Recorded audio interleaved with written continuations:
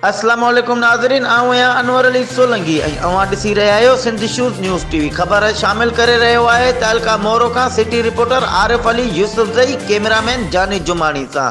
मोरो जे नौजवान सहाफ़ी ज़फ़र उल हक़ पंवर जी सालगिरह जे प्रोग्राम फ़कीर पप्पू शेख सहाफ़ी जानी जुमानी पारां मोरो प्रेस क्लब में रखियो वियो, जंहिंमें मोरो प्रेस क्लब जे सीनियर नायब सदर जुमानी बख्शल अहमद, अख्तर लेगारी, मंजूर लेगारी, वहीद रज़ाक मस्तोई, राव अज़ीज़ राजपूत, मुश्ताक सोलंकी, आरिफ यूसुफज़ई, रमीज़ समो ऐं ॿियनि शिरकत कई। उन मौक़े ते ज़फ़र उल हक़ पंवर खे गुलनि जा हार पाराए मुबारकबाद ॾिनी वई। उन मौक़े ते हिननि चयो त ज़फ़र पंवर हिकु बहितरीन तबियत जो मालिक आहे, जंहिं सियासी समाजी हवाले सां हिकु सुठो नालो ठाहियो आहे ऐं सहाफ़त में ग़रीब मिसकीन तबिके जो आवाज़ बणियो आहे। संदसि जे जनम ॾींहं ते मुबारक सां गॾु दुआगूं आहियूं त हीउ पंहिंजो फ़र्ज़ सां सचो थी ख़िदमत कंदो रहे।